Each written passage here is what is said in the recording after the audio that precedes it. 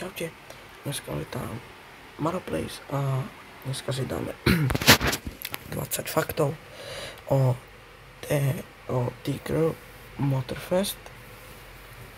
A ak sa vám video bude páčiť, nezabudnite nehať like, odber a koment, čo by sme mali robiť na budúce.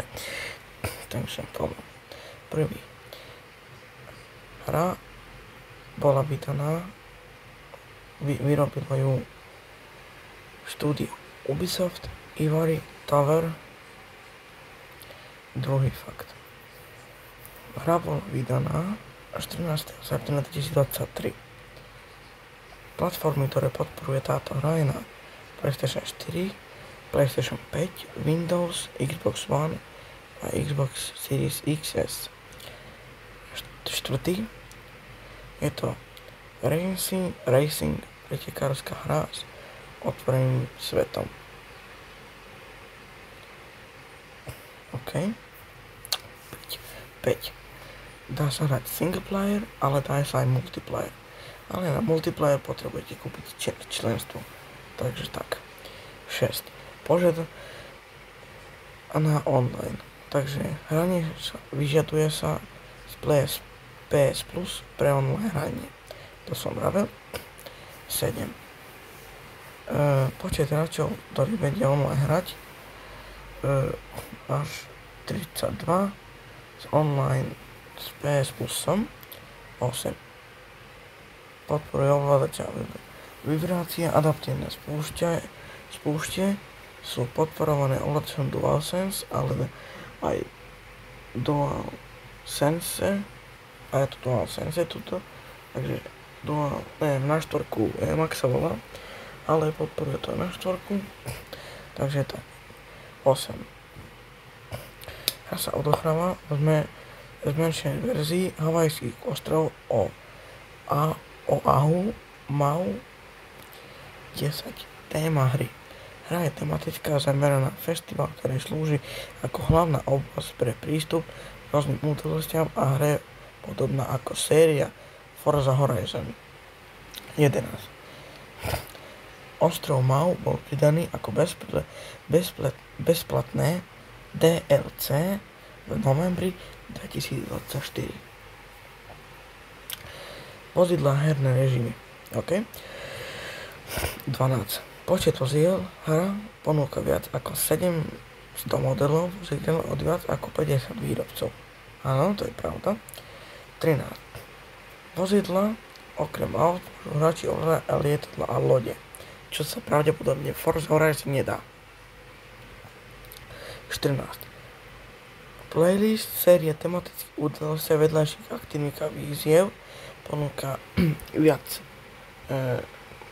baxov, aj auta, aj motorky, proste všetko viac tam je, ale ja hrám len pôvodnú verziu, nehral som aj multiplayer, takže neviem čo je to, takže tak. 15.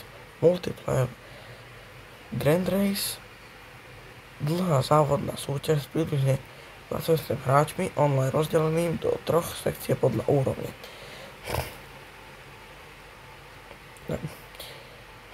Prepačte. Demolition Royale je inšpirovaný demoličným derby, kde až 32 hráčov súťaží v zničených vozidiel ostatných hráčov. OK, to je pravda, to viem povedať, že to je pravda. 16. Týždeň výzva, áno, to je custom show, týždenná súťaž, kde hráči prispôsobujú svoje vozidla podľa témy, ostatní hráči hlasujú za najlepšie dizajny. Áno, robil som to, ja, ale nevyhral som. Takže to 17. Vývoj a vydanie. Interný názov počas vývoja. Hra bola počas vývoja známa ako Projekt Orlando. OK. 18. Pôvodný plán hra začala ako DLC pre T-Crew 2, ale neskôr sa rozhodlo o samostatnom projekte. Áno, je to pravda, lebo mal som aj ja T-Crew 2, akože bola to super hra, hrával som to až od rána do večera, mal som tam aj veľa aut, ale ale TH Crew sa mi viac páčil, takže som si to kúpil. A potom som to začal tam robiť misie a tak, playlist a tak ďalej. A ak dáte 50 lajkov na video, tak poukazujem vám všetky autá moje a spolu si ich vytuníme a odskúšame, že ktoré bude najrýchlejšie. Hlasujte buď motorky, alebo auta. Takže tak. 19. Ohlásenie hry. Oficiálne oznámenie hry prebehlo 31.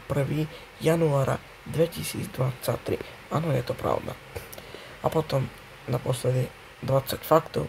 Predajný úspech sa stal najrýchlejšie vydávaným titulom série TH Crew 2 alebo TH Crew Motorfest.